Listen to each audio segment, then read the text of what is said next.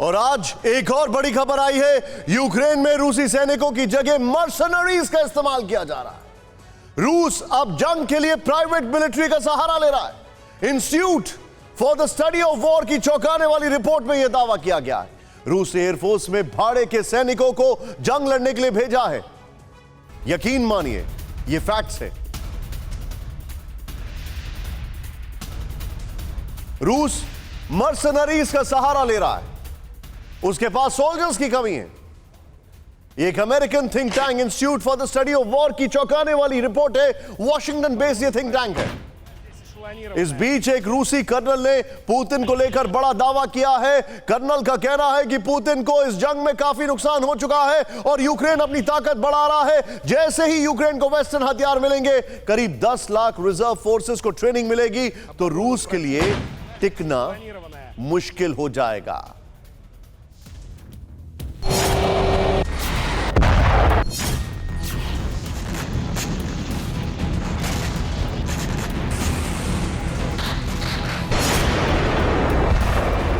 तेरासी दिनों की बारूदी जंग में यूक्रेन का जर्रा जर्रा कांप रहा है।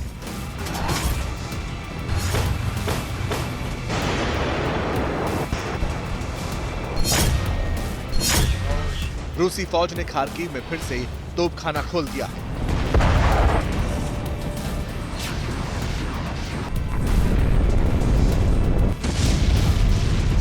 मारियोपोल से डोनबास तक जमीन और आसमान से पुतिन आर्मी स्ट्राइक कर रही है।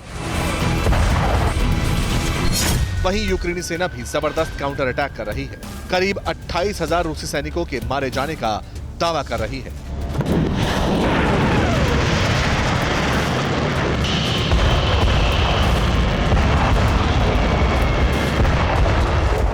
इस बीच रूस के एक्स कर्नल ने बड़ी भविष्यवाणी की है, जिससे सवाल उठते हैं, क्या 83 दिनों की जंग में पस्त हो गई पुतिन आर्मी?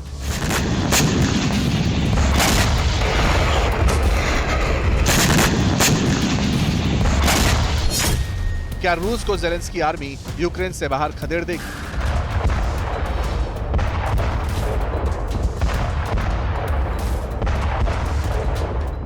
दरअसल रूस के रिटायर्ड कर्नल मिखाइल खोडारियोनोक ने रशियन टेलीविजन पर यूक्रेन वॉर का आकलन किया।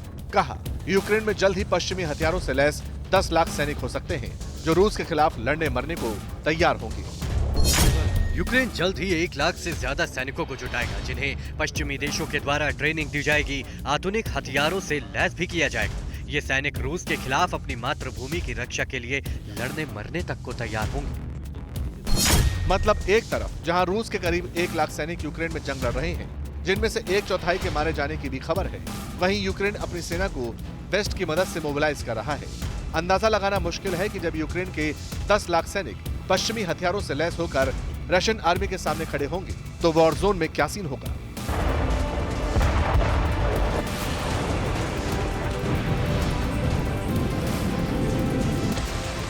इस भविष्यवाणी के अलावा रशिया के एक्स कर्नल मिखाइल खोडारियोनोक ने यह भी कहा कि रूस यूक्रेन के बीच चल रहा भीषण युद्ध और भी बुरे दौर से गुजर सकता है।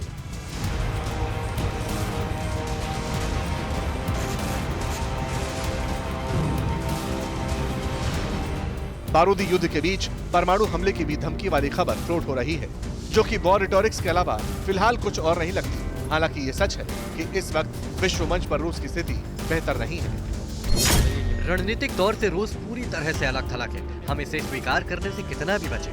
हकीकत यह है कि पूरी दुनिया हमारे खिलाफ है और ये वो स्थिति है जिससे रूस को बाहर निकलने की जरूरत है। यानी एक तरफ Russian president Putin Ukraine war mission को गोल पोस्ट की ओर बढ़ाने का दावा कर रहे हैं, तो दूसरी तरफ रशिया के डिफेंस एक्सपर्ट यूक्रेन के वॉर जोन में रशिया की सच्चाई रूसी टेलीविजन पर बता रहे हैं और रूस को सिचुएशन से निकलने की नसीहत भी दे रहे हैं।